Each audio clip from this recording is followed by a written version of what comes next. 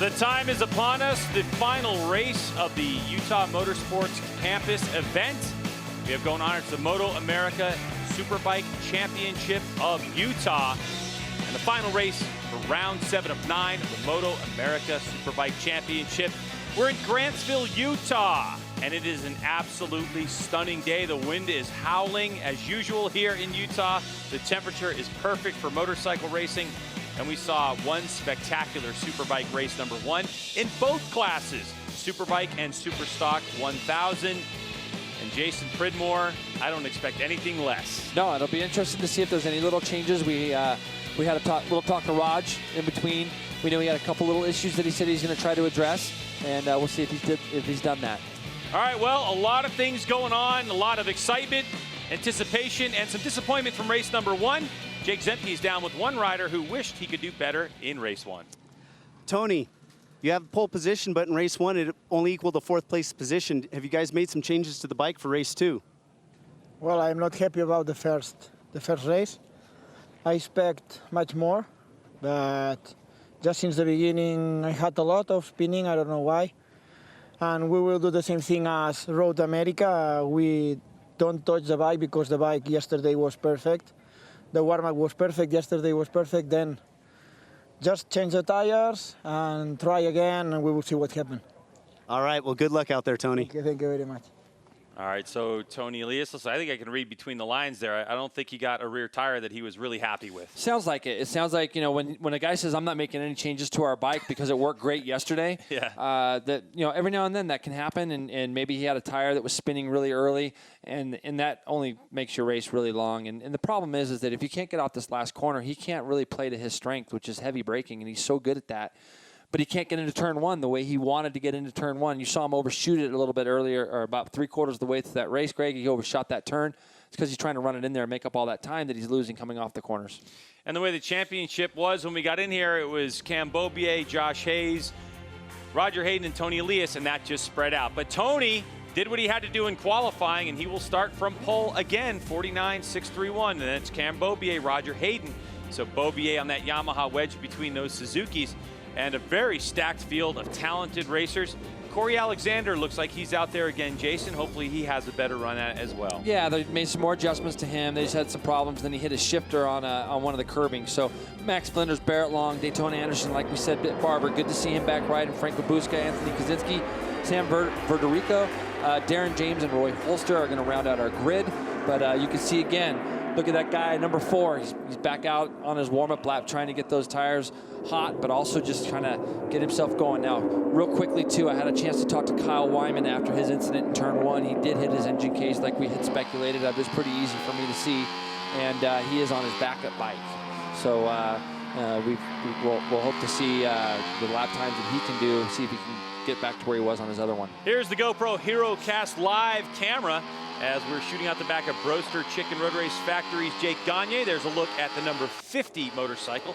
That's latest motorsports Quicksilver Kawasaki of Bobby Fong, who locked in the Superstock 1000 championship and lost a heap of points the last race. So hopefully Bobby can gather it back up and be back up front in the Superstock 1000 chase where he belongs. Distinguishing motorcycles, same bikes, R1s from Yamaha, Kawasaki ZX-10R, Suzuki GSX-R 1000s, Ducati Panigales. The difference between Superbike, Superstock 1000, just to brief over it, less modifications to Superstock 1000 and slightly heavier motorcycles. You don't see the acceleration, as you can see some acceleration there from our GoPro HeroCast onboard cam of Roger Hayden. You don't necessarily see the acceleration from the Superstock 1000 machines, but they are certainly capable motorcycles. And for all you viewers at home, we asked Raj if there was a way that he could get to the front so that we could get some better shots. So we did razz him a little bit, and we said, hey, all of our people at home want to see some shots of these guys behind you. So we'll see if he does that for us. Jake Zemke, what's up? Hey guys, just a quick note. You know, Tony Elias says no changes to his bike. Cameron Beaubier, no changes to his bike. He won the race. You would expect that. Josh Hayes, he said 1 click. Roger Hayden, 1 click. So these guys are all really happy with their machines. They're looking to dig deep within themselves to pull out this win. 1 click. Well, look, they're running a hot pace. They're comfortable with their machines. That means that if they're happy enough, they're looking at the times they did. I mean, they were 1/10 off of what they qualified at was Cameron Beaubier. So they're obviously all the bikes are working pretty well. To make a big change at this stage would be a big gamble. And when you're racing for the championship, like these 4 guys are, you just can't make that big change. It's too big of a gamble. And the race 1 pace was absolutely Fast. incredible, including the fastest lap of the race, nearly 100-mile-an-hour average around this racetrack. So here we go. The final race of the weekend from Utah Motorsports Campus is getting ready to get started. Upper left-hand part of your screen, when that light goes red, it goes off, and we get going, and here we go. Can Josh Hayes get the launch he got in race 1? It looked like Cam Beaubier got a good shot. Cam, if he gets a good shot, he's going to try to get away early, but you can see Raj Hayden down the inside of both of these guys, and if Raj can get up to that, he's just letting off a little bit, and he's going to let these other 3 guys just jump in front of him. Tony Elias goes nice and smooth around Cameron into turn number 1 there, as you see a good look at Josh Herron and Claudio Corti right behind him. Remember the first race, Claudio, and he goes, wow, there's so Cameron Beaubier. Raj gets by Cam. Yeah, Roger Hayden underneath Cam Beaubier to take over the position. Amazing shots from our GoPro Hero Cast camera as Cam Beaubier now relegated back to 4th position as it's Josh Hayes leading the way, number 4, number 24, Tony Elias, and Roger Hayden making some moves early. 1 click in these early days, these early corners seem to be working, but Roger with a bit of a miscue. Looked like he ran in there too deep on the brakes and had to stop it before he hit Tony Elias. Yep, but he's able to get that bike turn. He's a little bit wide in the middle of turn 6 there, and you can see that gap that's just going to create there between Tony and Raj. He just got into turn 6. That first apex there sometimes is difficult to hit, and the bike runs you wide, and he just wasn't able to get it back down. So that's why you see that little gap between those guys. So here we go. Jake Gagne on the 32. Bobby Fong trying to make some moves right there. Kyle Wyman, the 33, on his backup bike. Said to be under horsepower compared to his. Oh, another the one back there. down. Same place we saw Kyle do it earlier. We'll have to see who that was, but Josh Herron in a big, boy, what a tank slapper, and he gets that bike back on. Now he's going to make sure he's got some brakes coming into here, and he does. Woo. That was a huge tank slapper for Josh Herron, but he's got it back under control, and you can see Danny Eslick must have got a horrendous start because he's back there just behind Josh now. So as you see, Eslick looks like he's going underneath. It's either Sheridan Marias or it looks like Marias, he's just gone under. But what a crazy first lap we've had in sort of the mid-pack back of our field here. Our first 4 guys are right where they were in the first race with Jake Gagne in 5th back there. And look at Kyle Wyman trying to move up to 6th. And there's a move for the lead. So now Tony Elias goes to the front around Josh Hayes. Josh Hayes doesn't like to hang back and not lead a race, but Tony Elias now feeling more confident with the rear end of his motorcycle, obviously less spinning. So now the Utah Motorsports Campus rookie in only his 2nd race here, the first one coming earlier today, takes the lead on the Yoshimura Suzuki, and this race looks a lot different than race 1. And there you go. Josh Hayes goes back underneath Tony. He does not like to follow. He's going to run wide. Let's see if he's able to keep that bike in front of Tony. He's going to have the inside. As they go to turn 6, it's going to be hard for Tony to make that pass around the outside. And Raj and Cameron are just as close. So close right there. It looked like Tony Elias just got in the brakes a little bit too hard compared to Roger Hayden getting in there, and 3 or 4 corners later, it's starting to sort itself out as Tony Elias now has to fall behind Josh Hayes, and Roger Hayden not wanting to let Tony Elias get away. Hayden starting to push the issue as now Cameron Beaubier, instead of being in 2nd and hounding Josh Hayes, is hanging back in 4th. Yeah, and as we look back now, Greg, I didn't see Taylor Knapp come across the screen. No, he was the one who crashed. He was the first one who crashed. Just to close that back out, that was Taylor Knapp who crashed at the exit of the S's, so it's a shame for Taylor. But if we get back up to these front 4. Now, what we're going to pay attention to is Tony's rear tire. Let's see if he can drive out of this last corner. Obviously, he's got better grip and better drive because he was able to draft past Josh when they went down that front straightaway and take advantage of what we feel like he's really good at, which is getting on those brakes at the end of that front straightaway. So as you get a good look from Raj, you're going to get to see, can Cameron Beaubier kind of sneak up into this draft behind Raj? Right now, that Yosh bike's got a lot of legs. But love seeing those shots on that GoPro Hero Cast right there.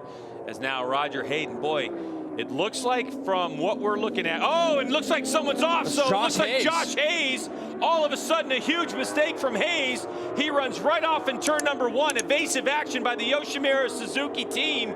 Both riders. Wow. Here's a replay of it. He just got in there way too deep, and look what he did. He drew Raj in there, or Tony in there with him. And so they both just got in a little bit too quick. And I think Cameron Beaubier is actually leading the race. I think it opened the door for him because it looked like Raj got drawn in. Here we go. Tony Elias back underneath Cameron as they go into turn 5. So there goes Tony back up to the front. So Josh Hayes running wide, too deep in there. Now he leaves Cameron Beaubier to fight with Tony Elias and Roger Hayden hanging back there. So now with the number 4 out of the picture, once we see, I mean, look, Hayes did the right thing. He ran it wide and he waited just like Cam Beaubier did at Barber Motorsports Park. You got to wait for a clean opportunity to get back on the racetrack, but it's not until we get to start-finish line before we can get the exact interval of the damage done to Josh Hayes' race as he ran off in turn number 1 while leading. Now, all of a sudden, it's a Monster Energy Graves Yamaha and a Yoshimura Suzuki sandwich. Yes, it is. And the thing is, I'm looking at too, good for Jake Gagne right back there, right behind these guys, running some very competitive times, and Kyle Wyman just behind him. So both those guys having great rides also. But all our attention right now is at the front of this field. Will Cameron Beaubier be able to do anything with Tony down this front straightaway? Let's have a look, because that Yoshimura Suzuki's definitely driving out of there a little bit better. Now Raj cannot get dropped. He's got to try to stay in this lead duo's draft as they head down this big long front straightaway. We're going to keep an eye out, see where Josh Hayes comes across the line, Greg. Right now I'm watching him drop like a stone on our screen, but it looks like he's going to come across in 16th place. Wow. So Josh has got a lot of room to make up. And he'll make up some room, but points, valuable points in this championship, as 16th place right now pays 0 points. So, leading the way, 24, Yoshimura Suzuki, Tony Elias. Number 1, Cam Beaubier, right hot on his heels. And Roger Hayden, who's got to close that gap back up because he can't lose that draft. And they're starting to pull away from number 32, Jake Gagne, on the Broster Chicken Road Race Factory Yamaha. Great to see that team back after some testing. I'm loving it right now. Absolutely. The pace right now is about a second off what they ran. So now they're going to get a good clean lap, these 3 in front of them. There's not going to be, it doesn't look like there's going to be too much happening until we come back across start-finish line between the 3 of them. So we're going to get a better chance now to see what the lap time is going to be. I expect these lap times to start dropping back into the low 50s. Right now, our fastest lap of the race is a 50.8, it looks like, by Cameron. And keep in mind, he went 49.7 in the first. So these guys just doing a little bit of jostling at the front have actually held each other up a little. Things will start to settle down, but you know, you got to think that Cameron's got that pace, Greg, to run low 50s. So we'll see how that works out for the rest of the field. And here's a good opportunity for us really to check out the different riding styles, the different lines, and the way that they're using the corner between Tony Elias and Cam Beaubier. We can see it. It's evident when Cam Beaubier races Josh Hayes. But now, what is Tony Elias? What has he brought to the Utah Motorsport Campus racetrack, and how he rides this road course? Because when he had his way and had some clear track, he was able to put it on pole position. So here we go, another lap in the books as Tony Elias comes across, fastest lap of the race now, a 150.255. Beaubier matches it at a 50.272. Yes, and you can see how Tony gets that bike back in. You see that gap he pulls on the entry? I was pretty mesmerized by watching him go into turn 1 the other day. As he goes in there, he kind of diagonalizes his line, but what he does, he gets the bike kind of backed in sideways and runs straight into the apex. As the bike comes back underneath him, he's then able to get on the gas and use a lot of exit. But what he does is he pulls away a lot on his entry, and the reason for that is he gets committed very soon, so he closes the radius of the turn down a little bit on entry, but he's all front brake, all trail braking all the way to the apex of that corner, and it allows him to keep a little bit more corner speed up at the beginning of the corner, Greg. On the drive out of that one, you could see that the Yoshimura Suzuki of Tony Elias, the rear wheel is starting to spin a little bit, a little movement coming off that motorcycle. Tony very aggressive on the throttle. That's the way he likes to be aggressive on the brakes and the throttle. And this racetrack, Jason, no question about it, you have more opportunity to be aggressive on the throttle than you do the brakes. No question. It flows here, yeah, absolutely flows. Totally does. And the thing is when you look at those turn 5, turn 6 areas where you just mentioned about Tony being a little bit wider, he's just running it out there and he's keeping it on the edge of the tire for a little bit longer. How is that an advantage on a day like today? Well, like we've talked about in the first telecast, with the limited amount of horsepower that these bikes are making, with 20% less and 15 to 20% less horsepower, you can do a lot more on the edge of the tire and raise your RPM. So that's what you're seeing him do there. He's just he's using a little bit more exit, keeping it on the edge of the tire a little longer. Cameron just uses a little less edge of the tire there. Broaster Chicken Road Race Factory racer right now is Jake Gagne. A lot expected. Jake Gagne and his team to go from Superstock 1000 to Superbike and on a daily basis be the 5th rider with the top 4. Whether those riders would fall off and do something special and he would get on the podium, this is exactly where they've expected to be all year. And here we are so late in the season, and Jake Gagne right now holding on to 4th position. Yeah, and you know what? It's good to see him there. He's broken away from those Superstock guys as we got a quickest lap of the race. Cameron Beaubier, 50.1. Getting back to Jake Gagne, it would just be a good result for him to even be where he's at right now. Just keep circulating and do as much as he can. As you see Cameron trying to go around the outside of Tony Elias. Is he going to make it? Not quite. But Tony knows he's there. He better not open that turn up too much. But it looks like Tony just really slowed down through this first little sector here. So Yosh Tony, as we like to call him right now, trying to hold on to the lead as Cameron Beaubier. Look at Roger Hayden. So Roger Hayden now slides underneath Beaubier as Beaubier left the door wide open. I mean, that wasn't even a crack. As we look at the GoPro Hero Cast live onboard camera from Roger Hayden's motorcycle, now we get a really good look at Cam Beaubier and how he rides that Yamaha R1. As the order now starting to shuffle, it's Tony Elias now starting to break away from Roger Hayden. Maybe he's been able to gather it back up and run his pace.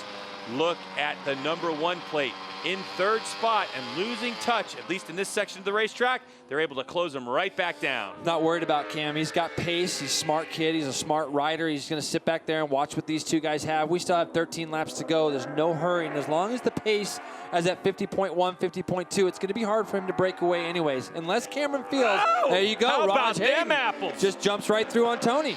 So Roger's going, look, I got you, teammate. Don't worry about it. I don't like the pace you're running. Let's get to the GoPro Hero Cast like Jason and Greg asked. I'll lead this race, and then we'll get you some really pretty pictures out the back of that Yoshimura GSX-R 1000. Now here we come on the straightaway. Cameron Beaubier is going to have a double draft as a look over his shoulder from Tony Elias.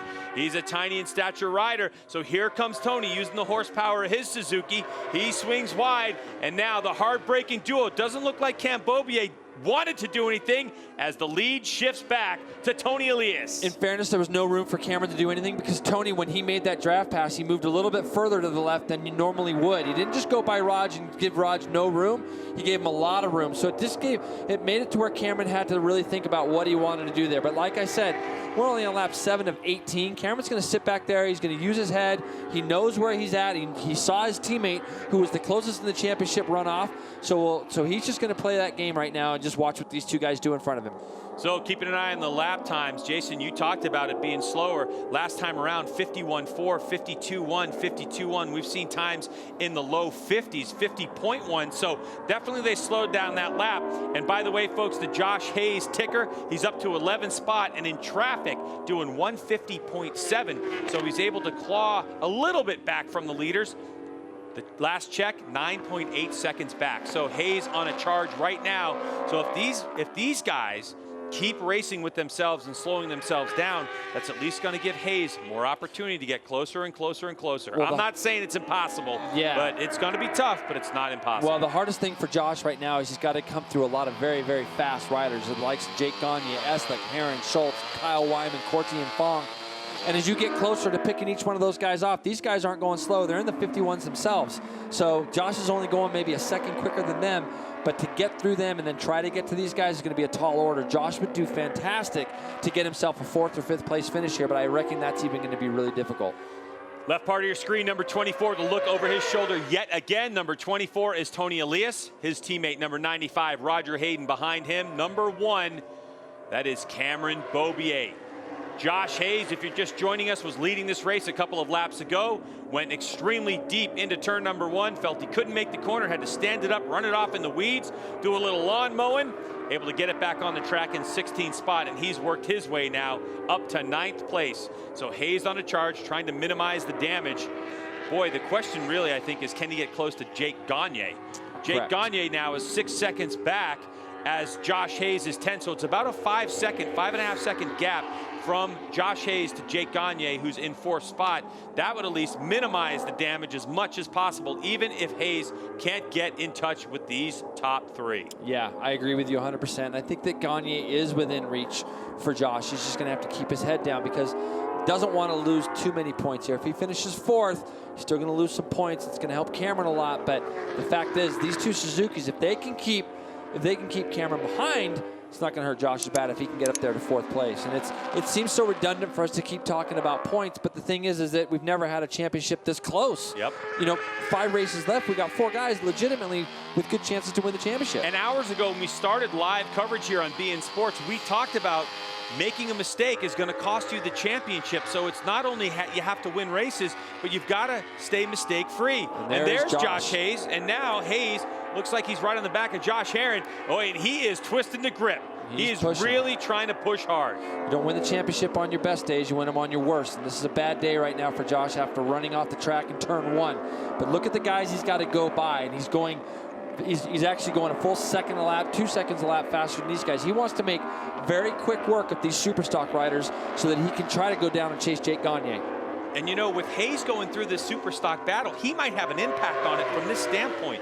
If one of these super stock riders can latch on to Josh Hayes, maybe go with him and get a half a second lead or even a full second lead on the rest of the field, like if he comes through, say, on Danny Eslick, then that might snap this battle and shake it loose, as now he goes by Josh Herrin. So now the number 4 is by the number 2, but we also know that Herrin doesn't like to sit down and relax. This is a race for themselves, as Herrin is trying to get his 6th race win in a row, as that battle for the Super Stock 1000 rages on, with Danny Eslick leading Matthew Schultz on that Yamalube Westby Racing motorcycle over the TOBC Yamaha. So now it looks like Matthew's going to try to get position, and Hayes is going to try to split him. Whoa! And he stands Danny up. So that's what can happen, as Hayes is desperate to go by these riders, now putting himself in a position to try to hunt down Matthew Stoltz as he goes around now. So Hayes with a very aggressive move on Danny Eslick.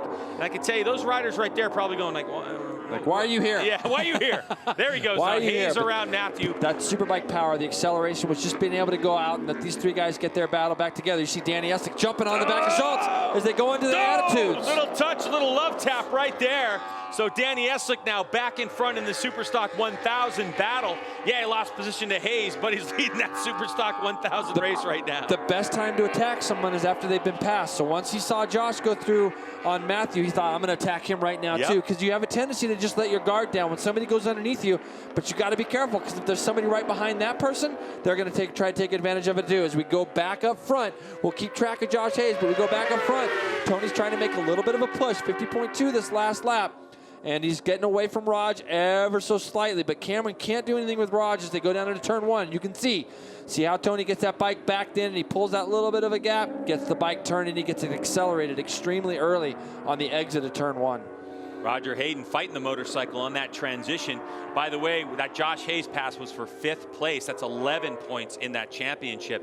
So still going to lose a heap if he can't reel in Jake Gagne. The difference between 5th and 4th is going to be 2 extra points, and we all know championships are won and lost by a single point.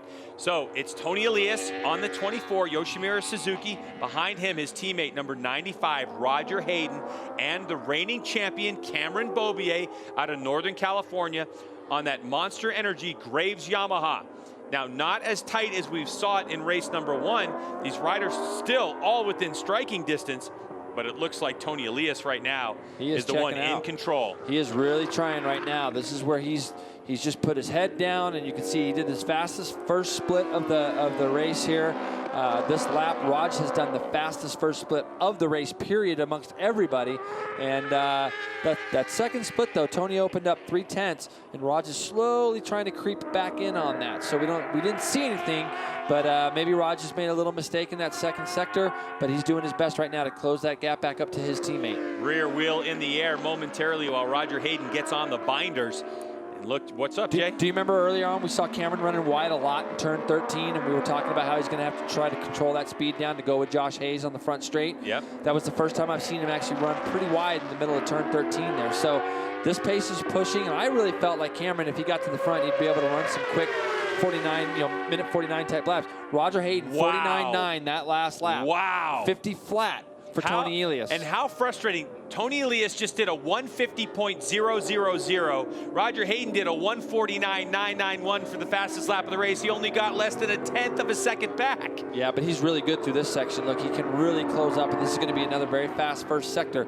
This first sector time is about right here, so we're going to get to see if that was any better. They're both 26.7, 26.5, but you can see what happens there. They really do pull away from Cameron in that first segment of the track.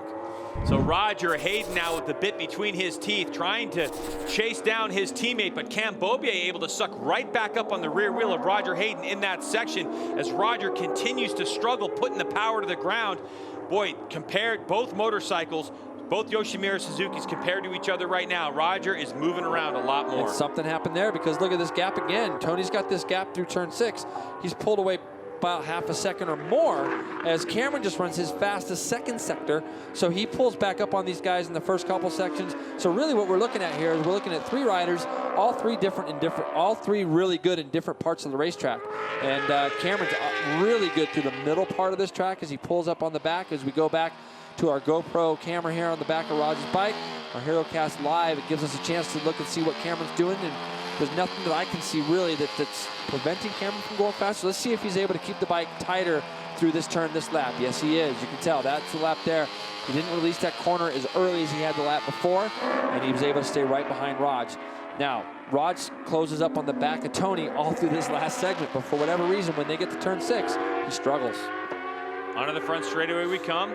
I was going to say, when's Tony going to take a look over his shoulder? He does have a pit board that gives him information, but sometimes we talked about it, Jason, the rider just wants to know. As Tony Elias comes across the line, a 150.1, Roger Hayden 150.1.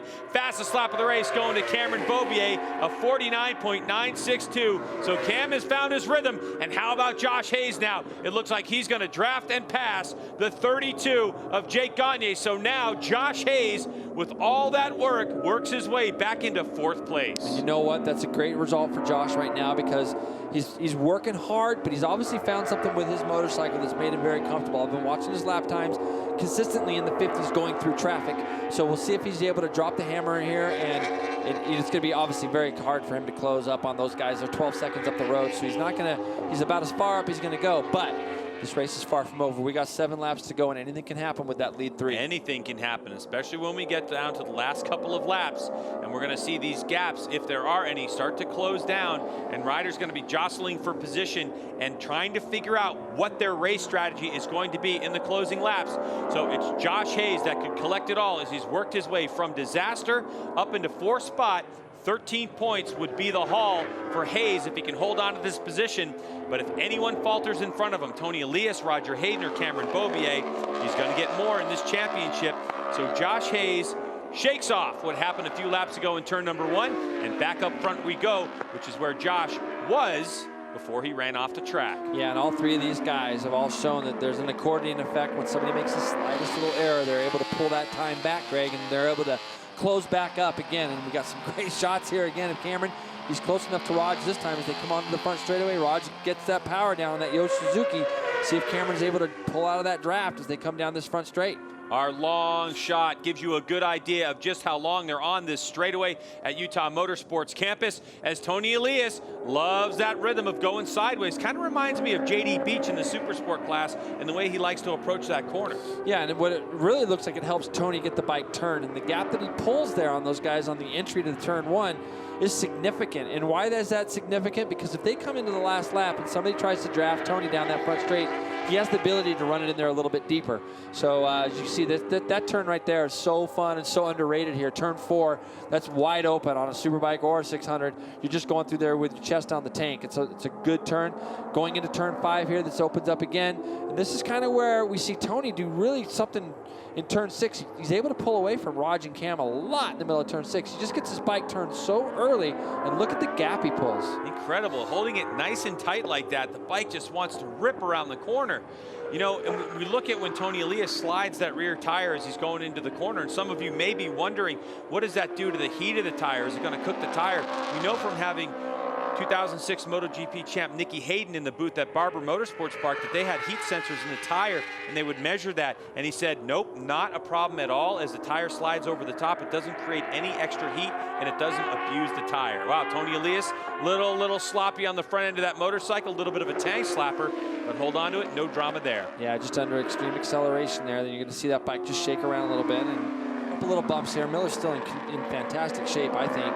11 years old already. Yeah, considering how old the track is, the pavement still is actually really good. I haven't heard a rider complain about grip all weekend. Grip is usually really well here. Cameron's got the draft this time. He should be able, by the time they go click in 5th and 6th gear, you should see Cameron pull out over to the left of Raj, as he's doing that right now, or our right, but he's not quite close enough. And you can see Raj's actually backing him, but he gets in too deep. Raj got in too deep there. It looked like Cameron might go back underneath him.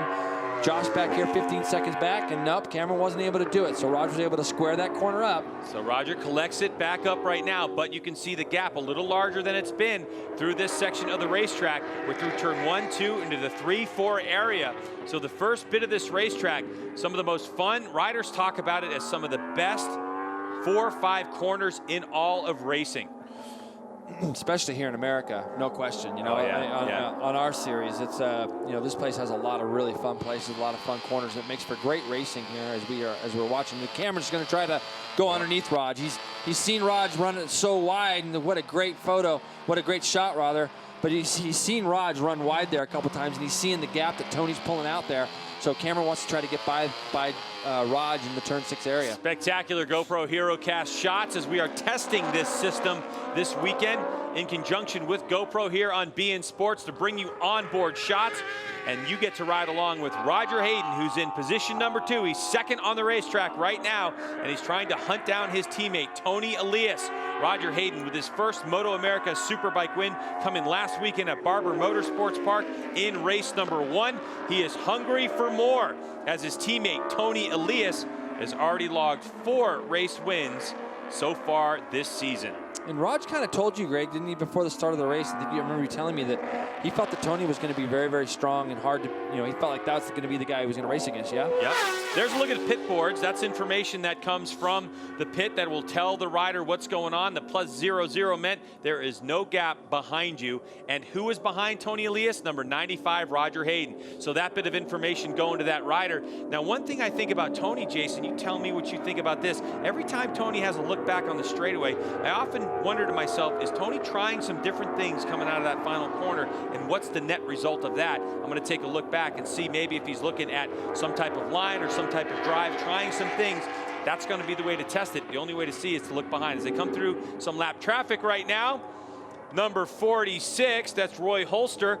Roy gets out of the way, and look at Roger Hayden. He's going to try to take advantage. Whoa, that was so close for Tony Elias, and he goes right back underneath. So a crisscross move for Tony Elias, who gets hung up in traffic for a moment, maybe slowed him down, distracted him for a bit, but he maintains the lead. And boy, Cam was close too. Cam was close, and Raj was able to stay a little bit closer that time as they exited turn 6. He stayed a little bit closer to Tony that time, but you know, that back marker that just didn't even get in the way, but what it did is it just closed up enough of a gap where Tony was on the right side, had to swing back across on the left, and Raj had a run on him as they went into turn 5. But now with 4 laps to go, we're going to start seeing these guys get a little bit more frantic. They've felt each other out enough to know what they're going to try to do. Cameron knows that he's got both these guys in front. If he can get a double draft down the front straightaway, as Raj is trying his best to get underneath Tony. Now, one thing I want to pay attention to as they go down turn 1, is you see Cameron, is he going to try? Nope. No. As they go to turn 1, it looks like Raj is doing a little bit of something that Tony's doing. We've been watching him back that thing in, Tony into turn 1. Raj is starting to do a little bit of the same as we got to take a look at Jake Gagne there. But here you go. They're going to come down this front straightaway, and I want you to watch what happens. Raj has kind of adopted the same line into turn 1 and doing the same kind of thing that Tony's doing. Both Yosh bikes are backing in a little bit as they enter turn 1. Here we go into turn 1. Sideways they go, nearly simultaneous, as Tony Elias, the 24 bike leading the way, is able to still just drive it on in there. Now here's a replay of what was going on from the onboard perspective. That's the GoPro HeroCast of Roger Hayden, and you can see motorcycles just flying all around, as now we have a look at the 4th place rider, Josh Hayes. 16.9 seconds adrift, and Hayes now backing her down into the 151.7 range. So I think Hayes knows. He knows. He just can't push any further. Why put it at risk when you are down 16 seconds at this point? And I know him. He's going to be really mad at himself. He's making a little mistake like that. But it's not. Oh, Cameron's trying again. Nope, can't get him in turn 6. But I know Josh is going to be fuming under that helmet. All right, so here's the situation I'm looking at. 3 laps to go now. Last race, it was like 2 laps to go, 3 laps to go, right in this window where Cam Beaubier put down the fastest lap of the race. The last time by, the lap times have dropped into the 150.9 range.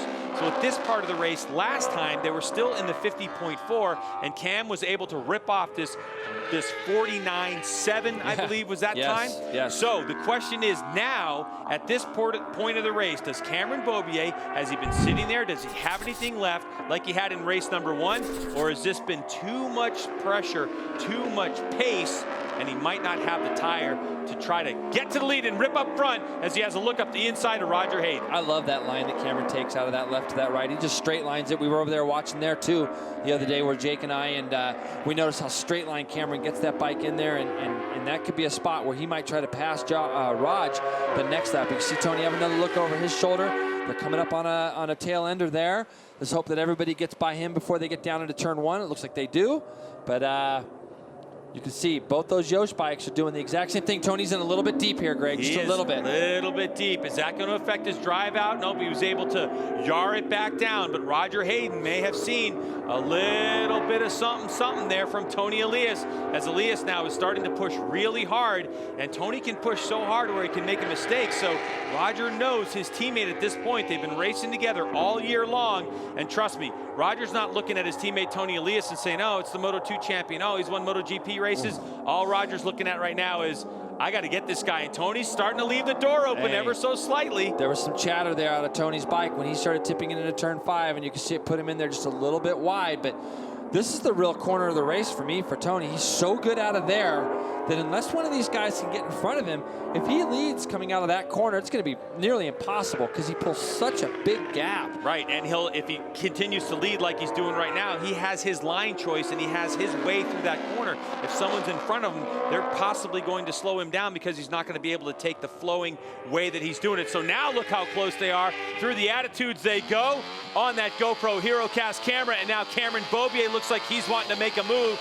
Boy, how close do you like it, folks? Now we have a race with under 2 laps to go. It's Roger Hayden. He looks up to the inside of Tony. Tony's going to take his wheel, and whoa, that was close to disaster. And look at Cam Beaubier. He decides, time for me to take this position. Raj took a shot there, and he had to commit. He didn't quite get that pass done. If he'd have committed just a little bit more, there might have been contact, but what it's done is it's cost him. That said, he's going to be able to double draft these guys down this front straightaway, but look at the speed of Tony Elias' bike there. Wow. And look at Raj. He's got to get by Cameron. He's got to protect himself in the points championship right now. It's going to be very important for him to get by Cameron right this second. Oh, Roger Hayden, sideways he goes, and he makes the move around Cameron Beaubier. So Beaubier showing a little bit of weakness in turn number 1 on the brakes compared to the Suzuki. The next place he's got to go now, he's got to get right up on the back of Tony as they enter turn 3 here, because Raj has the ability to pass him in turn 5.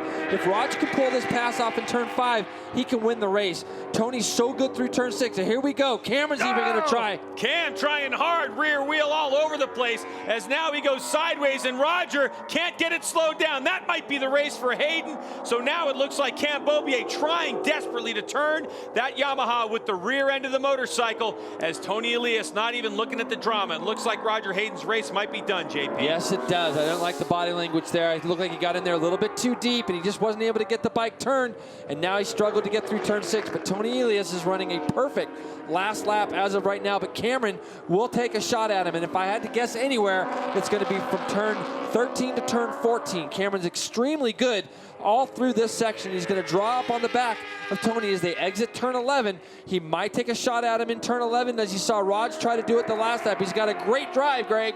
Wow, motorcycle moving all over the place for that Yamaha. Here he goes, hard on the binders, but Tony Elias, it's his favorite part of any racetrack, is the braking zone. Now, Cameron Beaubier closes right up on the back of the 24 machine, but Tony Elias has been rehearsing the drive onto the front straightaway all race long. So here we go. go. This is for all the marbles as Cam Beaubier gets a turn. He comes up alongside. Tony Elias looks behind him, and it is the Yoshimura Suzuki of Tony Elias who takes victory here at Utah Motorsports Campus. What a shame maybe he had a bad tire, like you said, on that first race. You don't touch the bike. He rode really, really well. He didn't make any changes, and this guy here has soldiered on, got his 4th place finish. I know he's not going to be happy, but that's about as good as Josh could do. And if nothing else, that team has found something that's made Josh seem a little bit more comfortable this weekend. And Jake Gagne, nice to see him have a little bit of a wheelie and to see the crew on the side there. And how about that Super Stock 1000 battle? Josh Herrin over Danny Eslick and Matthew Schultz. Wow, another race win for the number 2. What an incredible weekend. What a string he is having right now. Josh Herrin is just sitting on top of the world with win number 6. In a row. 6 in a row. And that means that he's won 7 so far this season. Yeah, he's really found his stride now. And I was talking to Richard Stamboli a little bit earlier in their pits, and he said Josh is great to work with. They were doing some changes in warm-up this morning. I don't think Josh did, but maybe 1 or 2 laps. They were just trying some different things, and it just kind of goes to show the confidence that team has. Not only does Josh have in them, but they have in Josh. They weren't really concerned about going out and running a real lap time this morning. They were working on some things. They didn't like it. They already had their race set up. Yeah, I talked to Herrin, and he said, I didn't like it. So they just go, no big deal. We'll go back to what we had because they were so confident in that setup. So Roger Hayden, disastrous run for him. Not really. He gets 3rd. He had a certain shot at it, but a little mistake, and that's what happens when you're running this pace. 150.1 for both Tony Elias and Cameron Beaubier on that final lap of the race. For Tony Elias, that was less than 0.2 of a second off his fastest lap of the race. Incredible race we saw here. Margin of victory, 0.12 of a second. When we come back from commercial break, which we're going to right now, we'll get to talk to these 3 and find out how it went.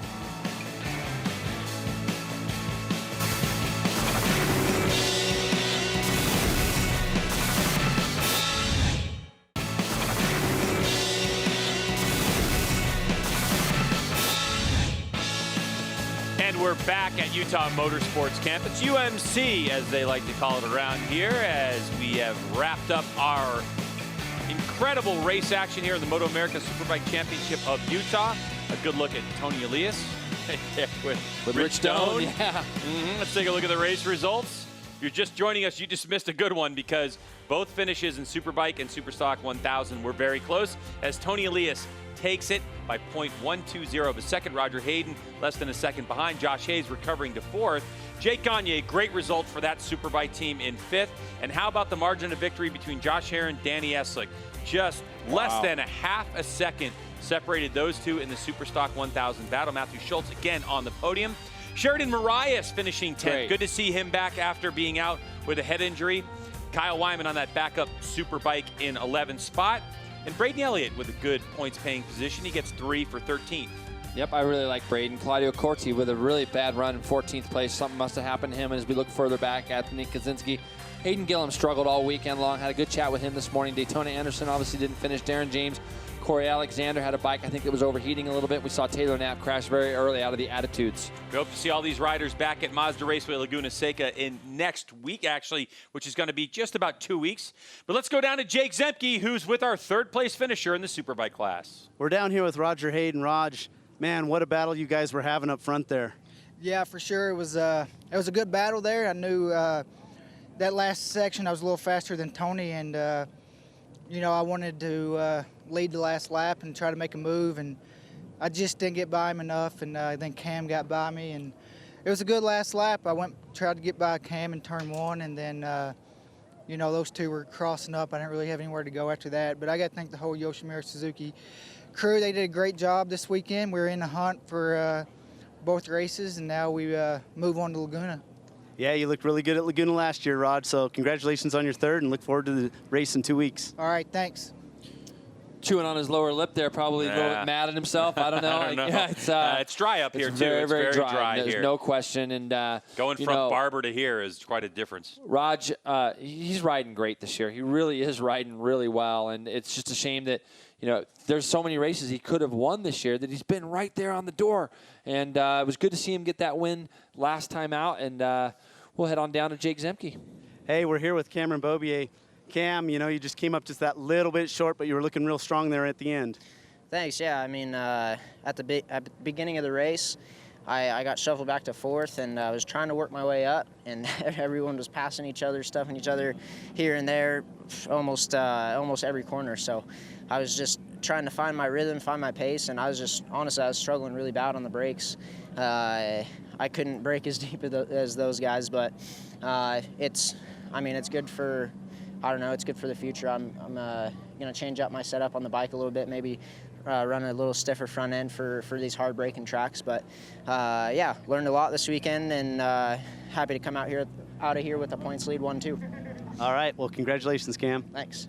Because that's what this field needs. It needs a faster Cameron Beaubier, Yeah, apparently. it needs somebody who actually learned something during a race that he's already winning, right? And, you know, but what he says, when you look back at the race, it makes a lot of sense. We didn't see Cameron really be able to go up underneath anybody, especially at the end of the front straightaway. It looked like both Yosh bikes had the measure of Cameron there at the end of the front straight. So, you know, those guys, again, they're going to make some adjustments if they come back to a place like this or go on further at Laguna or Jersey and head on back down to JZ. Yeah, we're down here with Tony. On the grid, we talked about it. I said, any changes? You said, nope, I'm just going to ride it harder. Yeah, any change, just like other time happen. Dunlop make incredible tires, but it's been two times something happened, something wrong, because yesterday the bike, like I said before, the bike yesterday was perfect.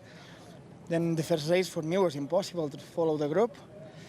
I did my best, but finally 4th position was a disaster for me.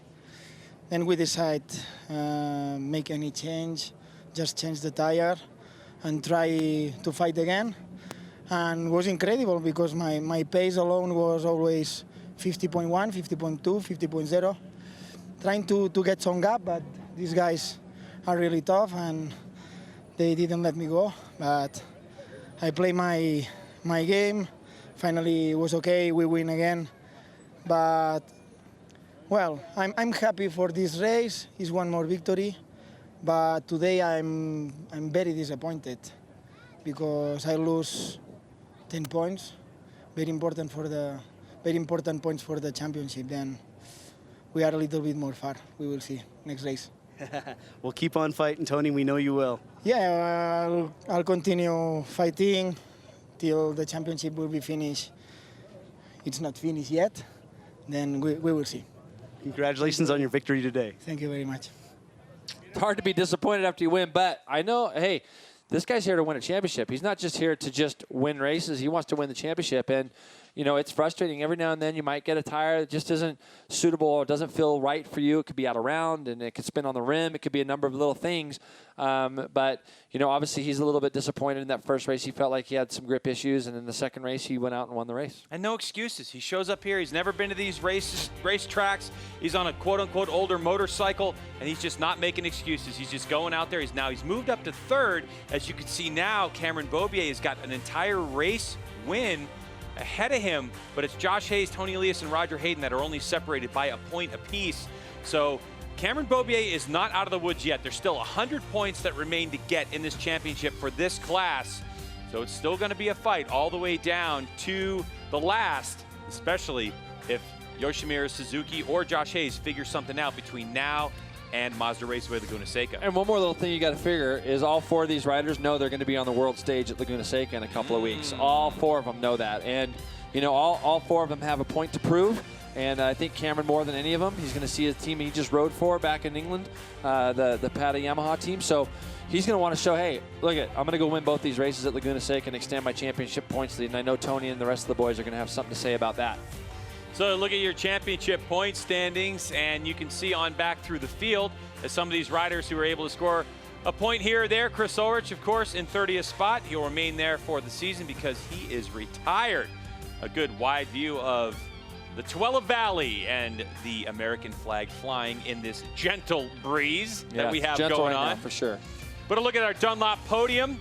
as Tony Elias stands on top of the box. And I'm sure folks that have been watching racing for a long time probably have to say that is the most somber race winner I've ever seen. Yeah. But he has an expectation of championship, not just race wins, and that's what I really love about Tony. There's no excuses.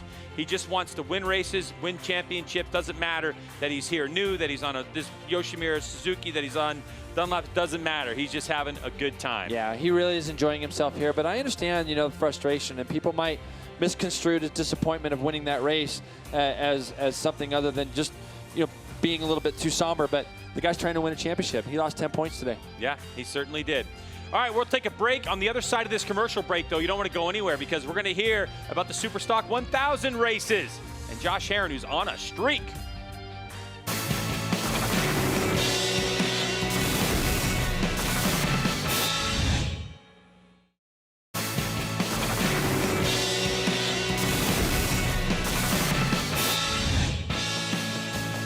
Wrapping up our weekend here in Utah.